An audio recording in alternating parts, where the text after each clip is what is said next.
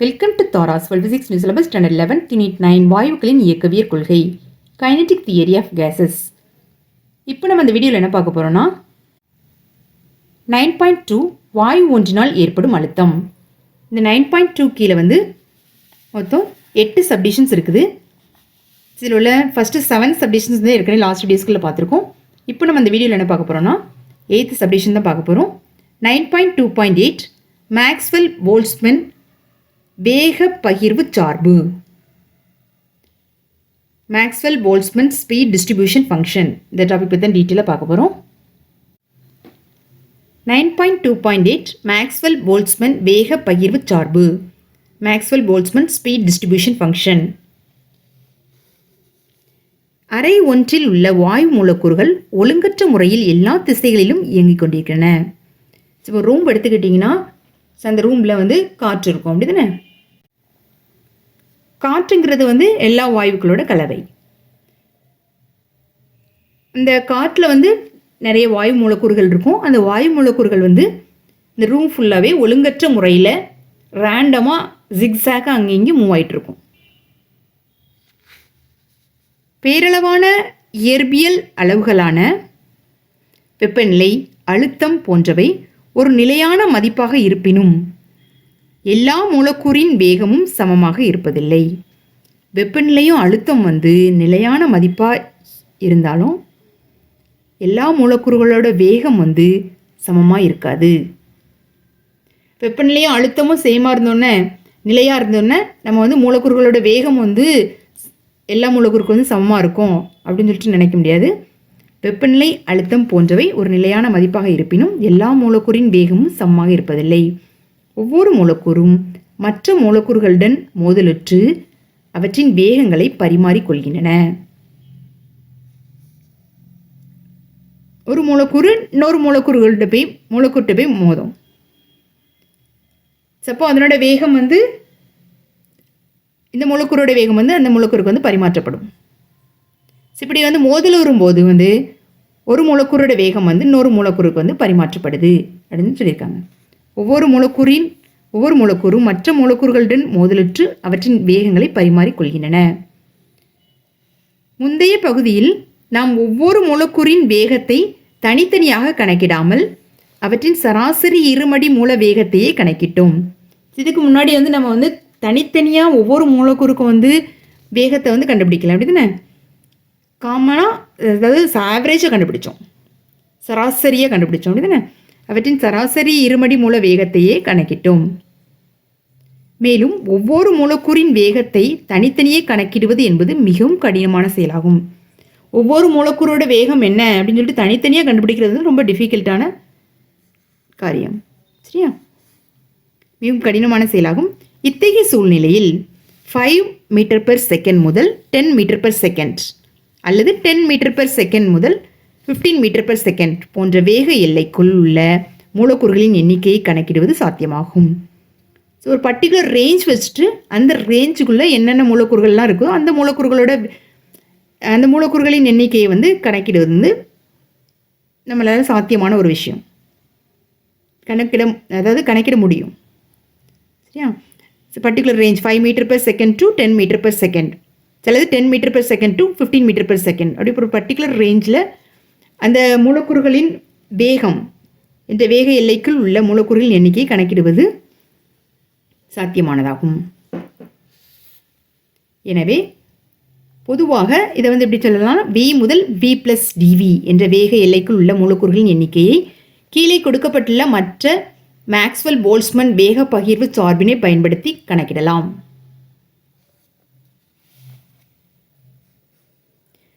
வேக பகிர்வு சார்பு, அதுக்கு வந்து ஒரு சமன்பாடு சிலது கொடுத்துருக்காங்க.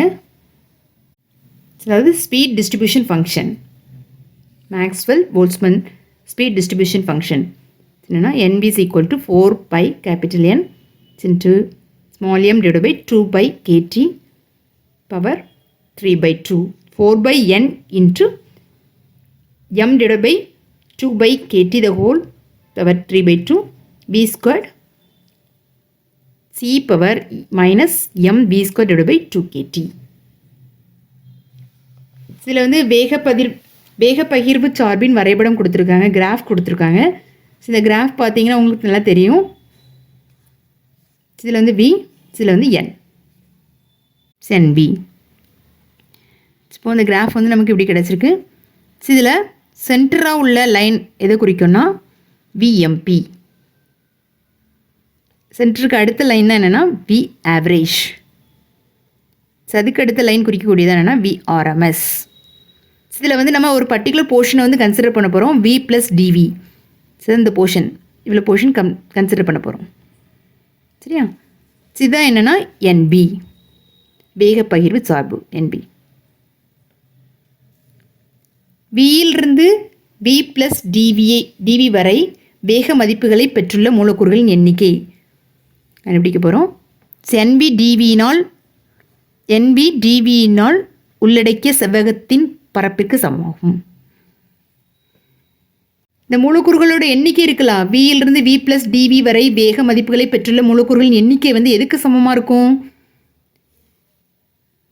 இந்த NB, இது NB. சரியா? இதுலேருந்து இது வரைக்கும் NB. இந்த NB DV. இப்போ இதில் ஒரு செவ்வகம் கிடைக்கும். NB DVயினால் உள்ளடக்கிய இந்த செவ்வகத்தின் பரப்பிற்கு சமமானதாக என்னென்னா Vயிலிருந்து V + DV வரை வேக மதிப்புகளை பெற்றுள்ள மூலக்கூறுகளின் எண்ணிக்கைக்கு சமமானது இருக்கும். இதில் உள்ள பரப்பு கண்டுபிடிச்சிட்டிங்கன்னா அதுதான் அதில் அடங்கியுள்ள மூலக்கூறுகளின் எண்ணிக்கைக்கு சமமாகும். சரியா? Vயிலிருந்து V + DV வரை வேக மதிப்புகளை பெற்றுள்ள மூலக்கூறுகளின் எண்ணிக்கைக்கு வந்து சமமாக இருக்கும் இந்த செவ்வகத்தின் பரப்பு. படத்திலிருந்து கொடுக்கப்பட்ட கெல்வின் வெப்பநிலையில் குறைந்த வேகத்தை பெற்றுள்ள மூலக்கூறுகளின் எண்ணிக்கை பரவளைய வடிவில் V² அதிகரித்து. கெல்வின் வெப்பநிலை, கொடுக்கப்பட்ட கெல்வின் வெப்பநிலையிலிருந்து குறைந்த வேகத்தை பெற்றுள்ள மூலக்கூறுகளின் எண்ணிக்கை வந்து பரவளைய வடிவில் அதிகரித்து மிகவும் சாத்தியமான வேகத்தை அடைந்தவுடன் அதுக்கப்புறம் குறைய ஆரம்பிக்கும். எப்படி குறையும்னா எக்ஸ்போனென்ஷியல் E ஃபார்மில் குறையும். அதான் இதில் கொடுத்துருப்பாங்க. கொடுக்கப்பட்ட கெல்வின் வெப்பநிலையில் குறைந்த வேகத்தை பெற்றுள்ள மூலக்கூறுகளின் எண்ணிக்கை பரவளைய வடிவில் அதிகரித்து மிகவும் சாத்தியமான வேகத்தை அடைந்தவுடன் VMP, மோஸ்ட் ப்ராபபிள் ஸ்பீட் அடைந்தவுடன் அடுக்கு குறியீட்டு அதாவது எக்ஸ்போனென்ஷியல் மதிப்பு e⁻ -mv²/2kT மதிப்பில் குறையும். e⁻−mv²/2kT மதிப்பில் வந்து குறைய ஆரம்பிக்கும் என்பதை தெளிவாக அறியலாம். மேலும் படம் 9.3இல் சராசரி இருமடி மூல வேகம் VRMS, சராசரி வேகம் B பார் மற்றும் மிகவும் சாத்தியமான வேகம் VMP ஆகியவை சுட்டி காட்டப்பட்டுள்ளன. அதாவது VMP, V ஆவரேஜ், VRS இது எல்லாமே நம்ம வந்து நோட் பண்ணியிருக்கோம். இதான் வந்து என்னன்னா VMP, மோஸ்ட் ப்ராபபிள் ஸ்பீட். இது வந்து ஆவரேஜ் ஸ்பீட். அடுத்து அதுக்குள்ளது அது க்ளோஸராக கிடைக்கக்கூடியதான் என்னன்னா VRMS. இதில் VRMS வேல்யூ தான் அதிகமாக இருக்கும் அப்படின்னு சொல்லிட்டு இதுக்கு முன்னாடி உள்ள டாப்பிக்கில் பார்த்தோம். இதில் கொடுத்துருப்பாங்க. இவற்றிலிருந்து கொடுக்கப்பட்ட 3 வேகங்களில் VRMS பெரும மதிப்பை பெற்றுள்ளதையும் அறியலாம். உதாரணமாக 50 m/s முதல் 60 m/s வரை வேக மதிப்புகளை பெற்றுள்ள மூலக்கூறுகளின் எண்ணிக்கையை காண்பதற்கு இன்டெக்ரல் பண்ணணும். சரி, அந்த ஈக்குவேஷன் கொடுத்துருக்காங்களா, அதை வந்து இன்டெக்ரல் பண்ணணும். நமக்கு வந்து 50 to 60 தானே தேவை இருக்குது. சப்போ இன்டெக்ரல் 50 to 60 இதை அப்படியே எடுத்து எழுதிக்கோங்க. 4πn m/2πkt power 3/2 into v² into e⁻−mv²/2kT இதை அப்படியே எடுத்து எழுதிட வேண்டியதான். into dv is equal to n. மூலக்கூறுகளின் எண்ணிக்கை கிடைக்கும். பர்டிகுலர் ரேஞ்சில் உள்ள பர்டிகுலர் ரேஞ்சில் வேக மதிப்புகளை பெற்றுள்ள மூலக்கூறுகளை, அதாவது 50 to 60 m/s அந்த ரேஞ்சில் வேகம் அந்த ரேஞ்சில் வேக மதிப்புகளை பெற்றுள்ள மூலக்கூறுகளின் எண்ணிக்கை எத்தனை அப்படின்னு சொல்லிட்டு கண்டுபிடிச்சிடலாம். இதை வந்து இன்டெக்ரல் பண்ணிங்கன்னா சரியா. சப்போ நம்ம வந்து இவ்வளோ ரேஞ்சில் உள்ள வேக மதிப்புகளை பெற்றுள்ள மூலக்கூறுகளின் எண்ணிக்கை என்னன்னு சொல்லிட்டு கண்டுபிடிக்கிறதுக்கு வந்து நம்ம இந்த ஃபார்மட் இந்த ஃபங்க்ஷன்ஸ் எழுதி அதை இன்டெக்ரல் பண்ணிங்கன்னா ஈஸியாக வந்து எந்த ரேஞ்சில் உள்ள வேக மதிப்புகளை பெற்றுள்ள மூலக்கூறுகளின் எண்ணிக்கை வந்து கண்டுபிடிச்சிடலாம். Is equal to n ப்ராக்கெட்லேருந்து 50 to 60 m/s என தொகைப்படுத்த வேண்டும். பொதுவாக வியிலிருந்து v + dv வரை வேக மதிப்புகளை பெற்றுள்ள மூலக்கூறுகளின் எண்ணிக்கையை பின்வருமாறு வரையறை செய்யலாம். அப்போ இதில் வந்து இன்டெக்ரல் வந்து v to v + dv அப்படின்னு சொல்லி எழுதணும். Integral v to v + dv அப்படி எடுத்து எழுதிக்கோங்க. 4πn × m/2πkt power 3/2 v² e power -mv² 2kt × dv is equal to n. Range வந்து என்ன v to v + dv இப்படி வந்து நம்ம காமனாக நோட் பண்ணி வச்சுக்கலாம். இச்சமன்பாட்டினை தொகையீடு செய்யும் முறையை நாம் உயர் வகுப்புகளில் கற்கலாம். சரி, வந்து எப்படி நம்ம இன்டெக்ரல் பண்ணணும் அப்படிங்கிறது வந்து ஹையர் கிளாஸில் படிக்கலாம். ஆனால் வாயு மூலக்கூறுகளின் செயல்பாட்டை இவ்வரைபடத்தின் அடிப்படையில் நம்மால் அனுமானிக்க இயலும். சரினா வாயு மூலக்கூறுகளோட செயல்பாடு எப்படி இருக்கும் அப்படிங்கிறத வந்து நம்ம அசம்ஷனில் சொல்லலாம். இந்த கிராஃப் மூலமாக வரைபடத்திற்கு கீழே உள்ள பரப்பு அமைப்பில் உள்ள வாயு மூலக்கூறுகளின் மொத்த எண்ணிக்கை கொடுக்கும். ஏற்கனவே பார்த்தோம் அப்படிதானே. வரைபடத்திற்கு கீழே உள்ள பரப்பு வாயு மூலக்கூறுகளின் மொத்த எண்ணிக்கை கொடுக்கும். இதுக்கு கீழே உள்ள பரப்பு வந்து வாயு மூலக்கூறுகளோட மொத்த எண்ணிக்கை கொடுக்கும்.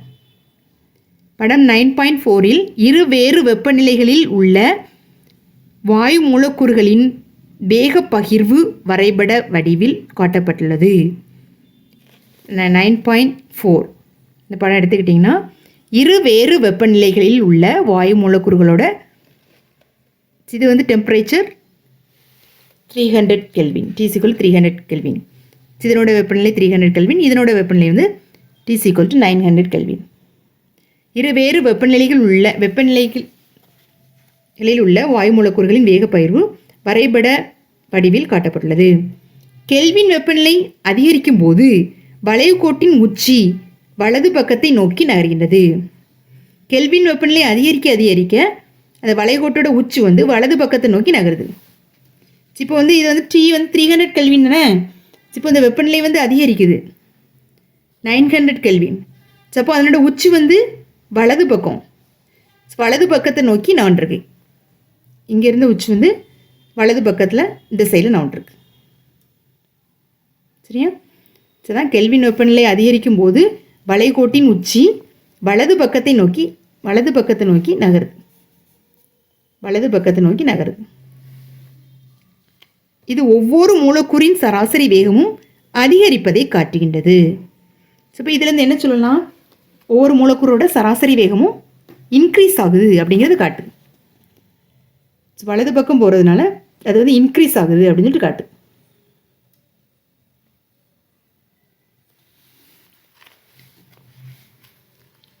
இது ஒவ்வொரு மூலக்கூறின் சராசரி வேகமும் அதிகரிப்பதை காட்டுகின்றது. ஆனால் வரைபடத்தின் பரப்பில் எவ்வித மாற்றமும் இல்லை. ஆனால் இந்த வரைபடத்துக்கு கீழே உள்ள பரப்பு இருக்கலாம், அதில் வந்து எந்த சேஞ்சஸும் இருக்காது. இதுக்கு கீழே உள்ள பரப்பு = இந்த பரவளையத்துக்கு கீழே உள்ள பரப்பு, அதாவது T 300 கெல்வின் இந்த வளைகோட்டிற்கு கீழே உள்ள பரப்பு = T 900 கெல்வின் அந்த வளைகோட்டிற்கு கீழே உள்ள பரப்புக்கு வந்து ஈக்குவலாக இருக்கும். தான் இதில் கொடுத்துருப்பாங்க. ஆனால் வரைபடத்தின் பரப்பில் எவ்வித மாற்றமும் இல்லை. ஏனெனில் வரைபடத்தின் பரப்பு வாயு மூலக்கூறுகளின் மொத்த எண்ணிக்கைக்கு சமமாகும். சரினா வரைபடத்தோட பரப்பு வந்து வாயு மூலக்கூறுகளோட மொத்த எண்ணிக்கைக்கு வந்து சமமாக இருக்கும். அதனால் டெம்பரேச்சர் வெப்பநிலை வந்து கூடுனாலும் குறைஞ்சாலும் அந்த வரைபடத்துக்கு கீழே உள்ள பரப்பு வந்து சமமாக தான் இருக்கும். ஏன்னா அந்த வரைபடத்துக்கு கீழே உள்ள பரப்பு வந்து எதை குறிக்குன்னா அந்த வாயுவில் உள்ள மூலக்கூறுகளோட மொத்த எண்ணிக்கை வந்து குறிக்குது. ஆனால் அதனோட பரவளைய கிராஃப் வந்து நமக்கு வந்து மாற்றமாக கிடைக்கும். இது வந்து எதை குறிக்கும்னா அதனுடைய சராசரி வேகம் வந்து அதிகரிப்பதை காட்டும். அதாவது அதனோட உச்சி வந்து இப்போ வெப்பநிலை வந்து கூடியிருக்குன்னா அதனோட உச்சி வந்து வலது பக்கமாக வந்து நவுண்டிருக்கு. சப்போஸ் சராசரி வேகம் அதிகரிக்குது அப்படின்னு சொல்லிட்டு அர்த்தம். டெம்பரேச்சர் கூடும்போது அதனோட சராசரி வேகம் அதிகரிக்குது. மூலக்கூறின் சராசரி வேகம் ஒவ்வொரு மூலக்கூறின் சராசரி வேகமும் அதிகரிக்குது அப்படின்னு சொல்லிட்டு கேட்டது.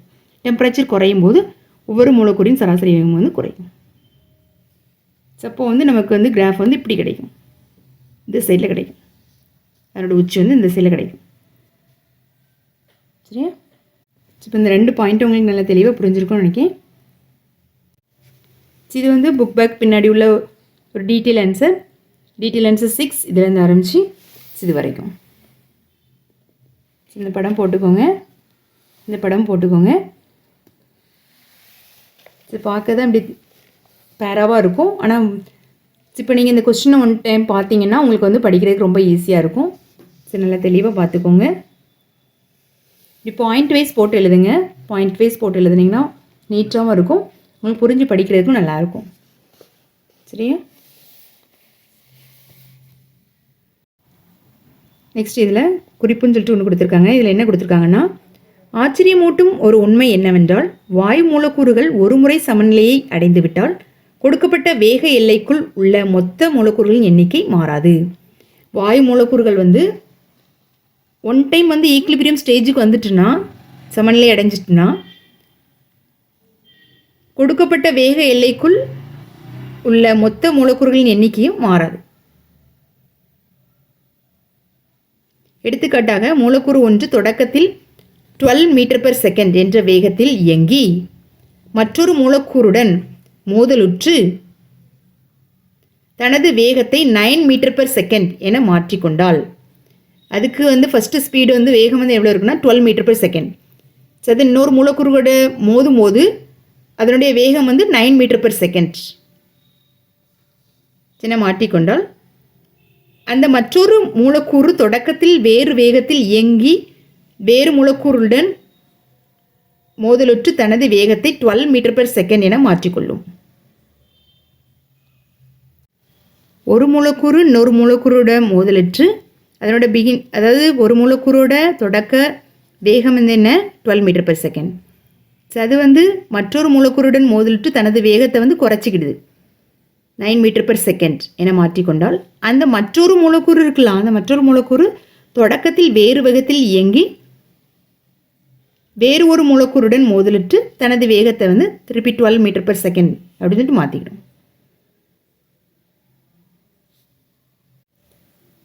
இவ்வாறு வாயு மூலக்கூறுகள் ஒரு முறை சமநிலையை அடைந்துவிட்டால், அதாவது பர்டிகுலர் ரேஞ்ச் எடுக்கிறோம்ல, அந்த ரேஞ்சில் வந்து அதனுடைய வேக எல்லை வந்து ஒரே அளவுடையதாக இருக்கும். ஒரு முறை சமநிலையை அடைந்துவிட்டால் கொடுக்கப்பட்ட வேக எல்லைக்குள்,